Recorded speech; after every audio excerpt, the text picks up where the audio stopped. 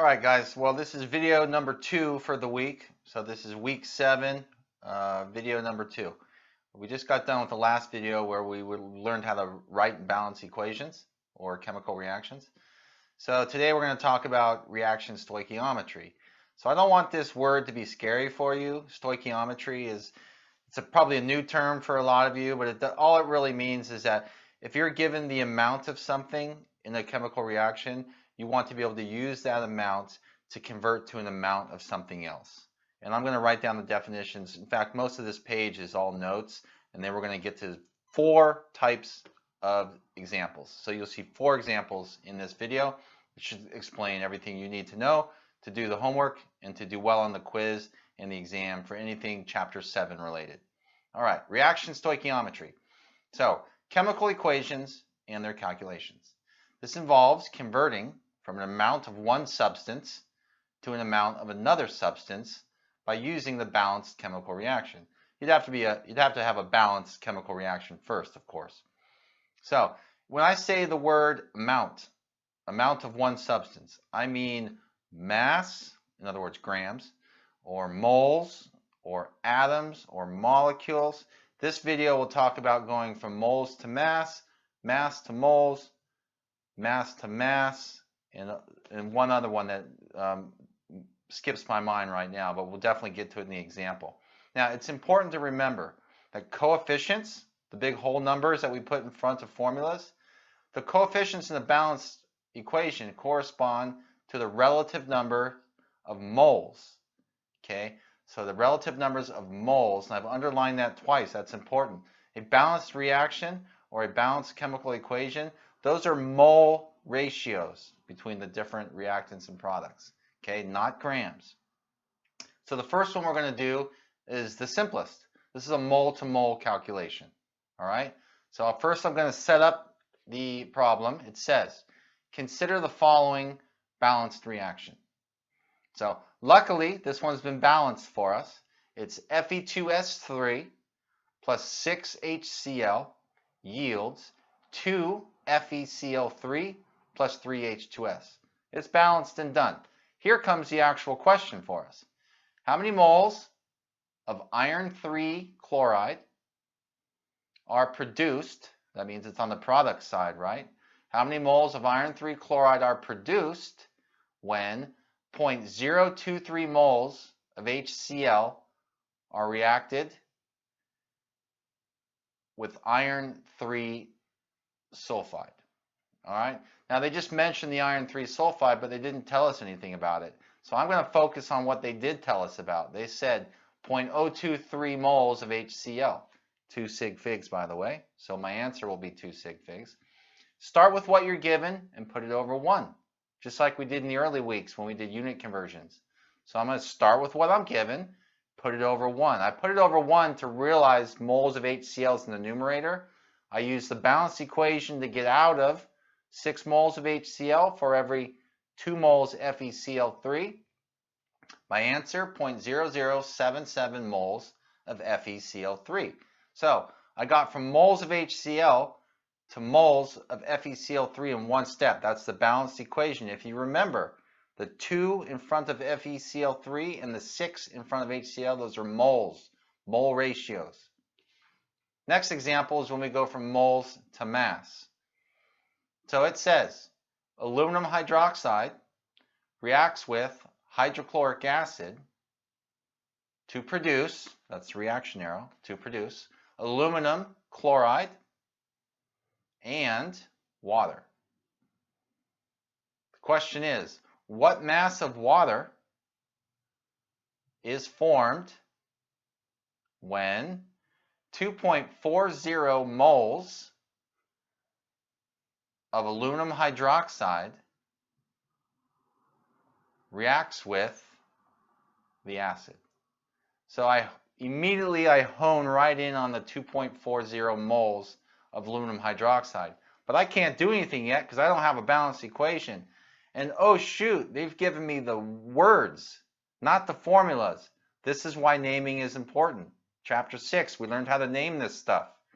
Aluminum hydroxide, AlOH3, plus HCl yields aluminum chloride, AlCl3 plus H2O.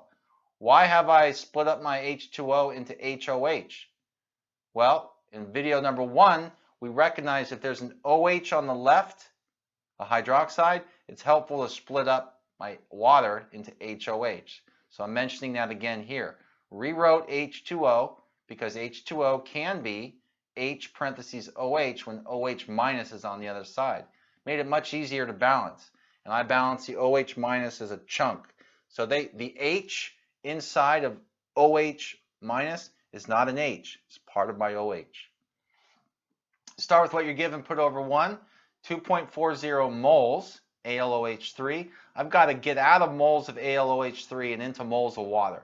So for every 1 mole of AlOH3, 3 moles of water, that gets me into moles of water.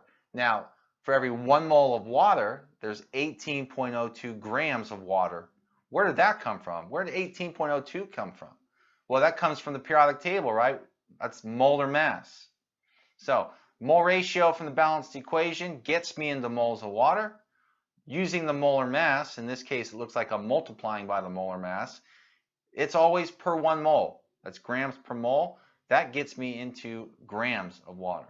So that was a two-stepper. Okay, third example, instead of going from moles to mass, we're going to go from mass to moles. All right, this is the one I forgot in the beginning of the video. So let me set up the problem first. So there'll be a bunch of background information here. It says, in photosynthesis, plants convert carbon dioxide and water into glucose according to the following balanced equation. So thankfully, they're going to give us the balanced equation here, right? We don't have to dream up what carbon dioxide and water is and what glucose is, although I would never make you need to know glucose, not till we get to the middle of the course. But anyway, it says 6 CO2 plus 6 H2O yields 6O2 plus C6H12O6. All right. Says a particular plant consumes 37.8 grams, 3 sig figs. My answer will be 3 sig figs. A particular plant consumes 37.8 grams of CO2 in a single week.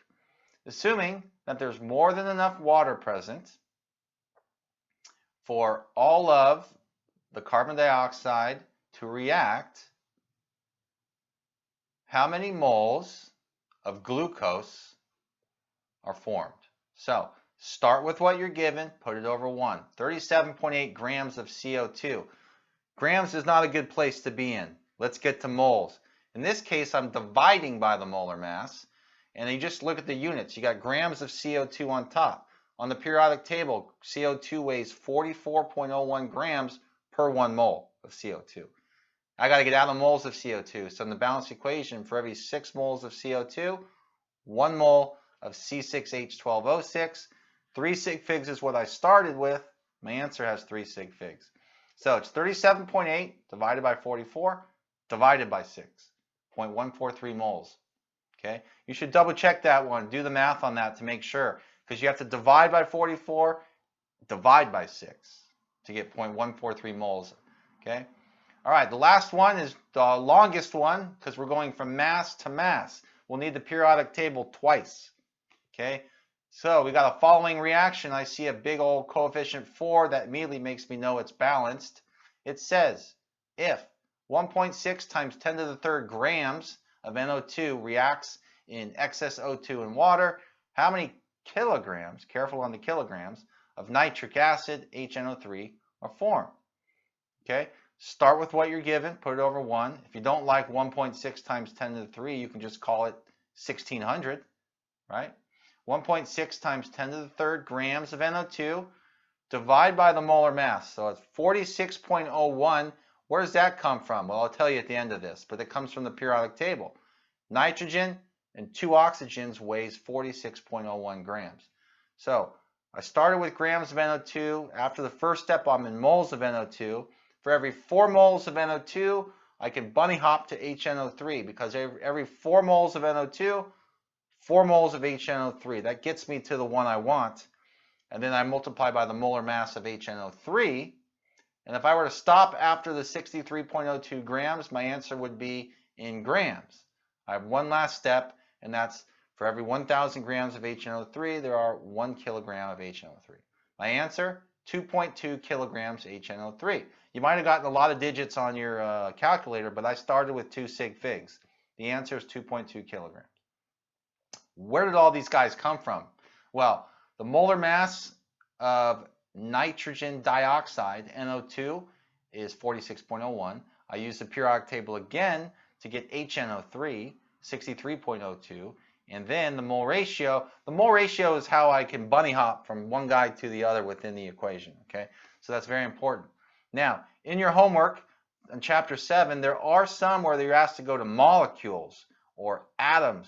And you don't see this in this video, but you'll see some of that in the next video. The next video is just me doing homework problems for Chapter 7. And if you hone in on those ones, you'll see where I'm actually solving for molecules and atoms. For that, we have to use Avogadro's number. So be sure to check that one out. All right, that's it for this video.